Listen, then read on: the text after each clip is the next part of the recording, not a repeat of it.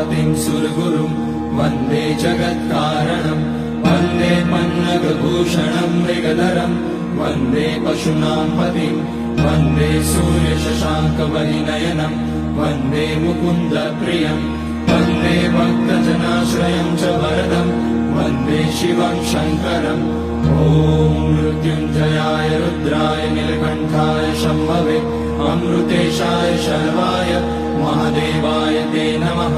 नमस्तेऽस्तु भगवन् विश्वेश्वराय महादेवाय त्र्यम्बकाय त्रिपुरान्तकाय त्रिकाग्निकालाय कालाग्निरुद्राय नीलकण्ठाय मृत्युञ्जयाय सर्वेश्वराय सदाशिवाय श्रीमान् महादेवाय नमः।